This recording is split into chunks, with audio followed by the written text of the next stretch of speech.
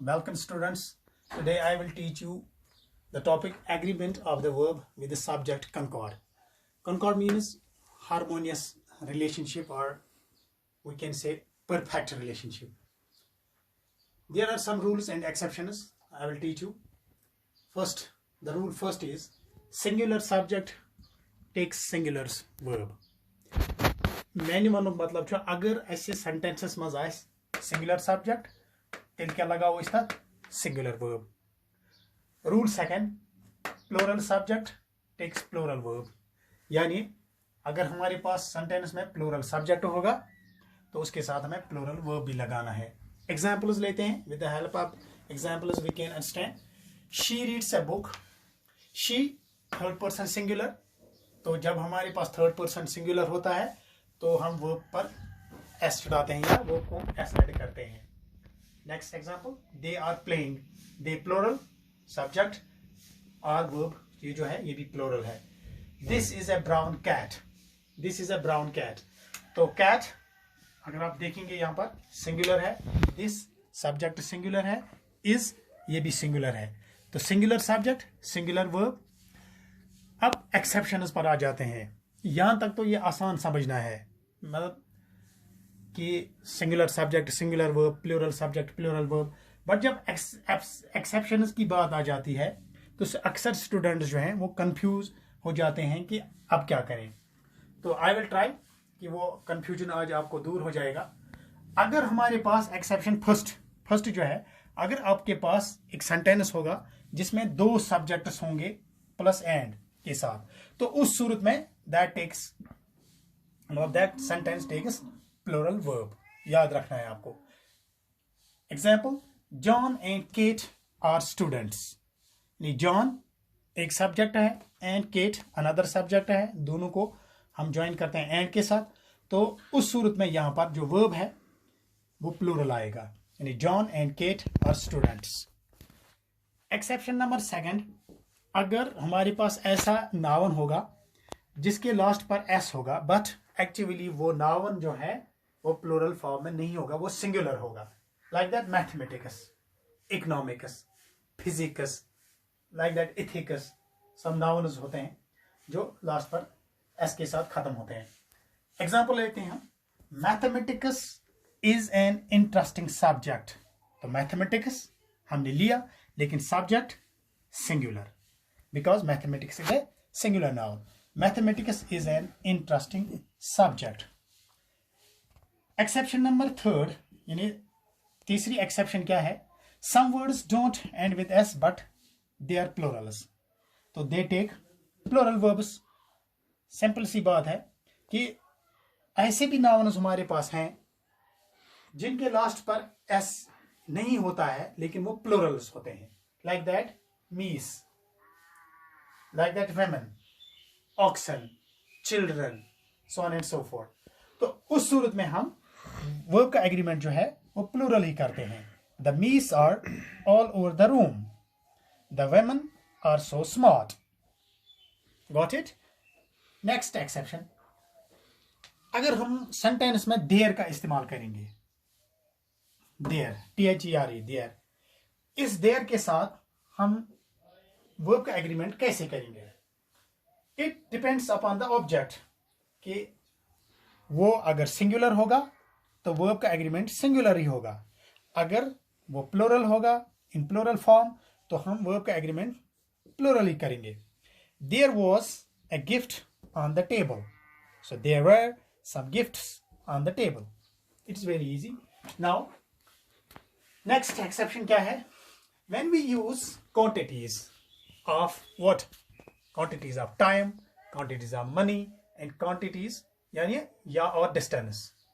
यानी जब हम ऐसे सेंटेंस बनाते हैं जिनमें हम मेंशन करते हैं मनी या टाइम या डिस्टेंस, तो उस सूरत में हम क्या करते हैं? सिंगुलर ही वर्ब का इस्तेमाल करते हैं. सिंगुलर वर्ब ऑलवेज, यानी हमेशा सिंगुलर वर्ब का इस्तेमाल करते हैं. एग्जाम्पल लेते हैं. $10,000 is a lot of money. हाँ, यहां पर आप अगर आपका ध्यान होगा कि यहां पर डॉलर्स है, तो ये वर्ब जो है वो सिंगुलर क्यों है? क्योंकि हमें जो है मनी के साथ यहाँ पर हमें एग्रीमेंट करना है, बात मनी की हो रही है। $10,000 is a lot of, so you got my point. $10,000 is a lot of money.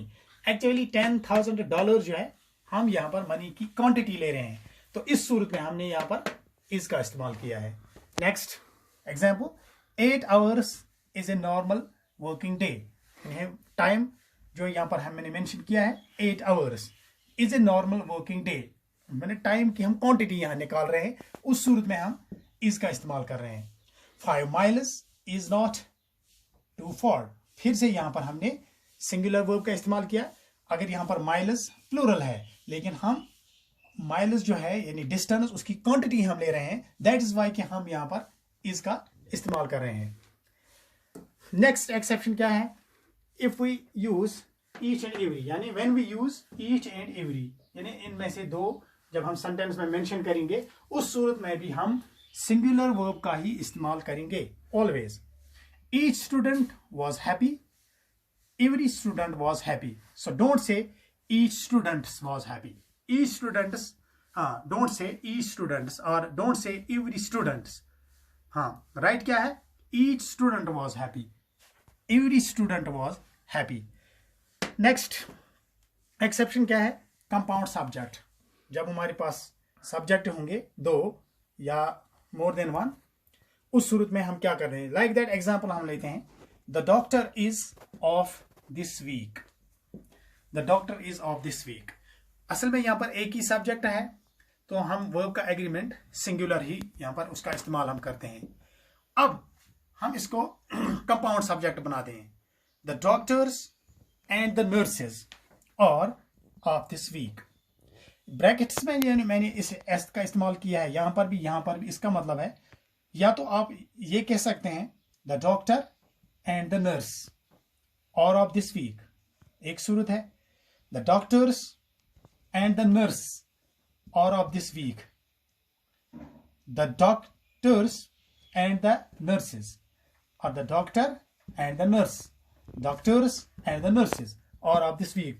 दोनों सूरतों में चाहे कोई भी सूरत हो, तो हमें वर्ब का एग्रीमेंट जो है वो प्लूरल ही यहाँ पर लेना है, उसके साथ प्लूरल एग्रीमेंट करना है। और एक एग्जाम्पल हम लेते हैं, द डॉक्टर्स या doctor as well as nurse is off this week. अब यहां पर चेंज हो गई। अभी आप स्टूडेंट्स जो हैं, अभी यहां पर आर का इस्तेमाल हुआ था, तो यहां इसका इस्तेमाल कैसे हुआ? हमने यहां पर सेंटेंस में कुछ चेंज की, हमने एंड को यहां पर रिप्लेस किया है, उसकी जगह हमने एज वेल एज का इस्तेमाल किया है। तो इस सूरत में आपको क्या करना है? The doctor as well as the nurses or nurse is of this week. तो उस सूरत में आपको पहले वाले सब्जेक्ट का पर फोकस करना है। याद रखना, उस सूरत में जब as well as का इस्तेमाल होगा, तो पहले वाले सब्जेक्ट पर आपको फोकस करना है। अगर पहला वाला सब्जेक्ट सिंगुलर होगा, वर्ब सिंगुलर। अगर पहला वाला सब्जेक्ट प्लूरल होगा, वर्ब प्लूरल। यानी the doctor as well as the nurses is off this week, the doctors as well as the nurse are off this week. उस सूरत में हम और का इस्तेमाल करेंगे। तो as well as, along with, all together, जब ये आप सेंटेंस में इस्तेमाल करेंगे एज वेल एज या along with या all together, तो फर्स्ट सब्जेक्ट जो है अगर वो सिंगुलर होगा, तो उस सूरत में इन सबों के साथ आप सिंगुलर ही का इस्तेमाल, वर्ब जो है सिंगुलर वर्ब का इस्तेमाल करेंगे। अगर पहला वाला सब्जेक्ट प्लूरल होगा, तो उस सूरत में आप वर्ब जो है वो प्लूरल का ही इस्तेमाल करेंगे। तो स्टूडेंट्स, उम्मीद करता हूं आपको ये समझ आया होगा। एक्चुअली ये टॉपिक बहुत लंबा है, डिफिकल्ट है, इसलिए इसका आप पार्ट 2 आएगा, तो देखना ना भूले प्लीज एंड प्लीज। पार्ट 2 देखिएगा जरूर, क्योंकि उस सूरत में ही आपको ये पूरा टॉपिक समझ आ जाएगा। So this was all about today's topic. Thanks.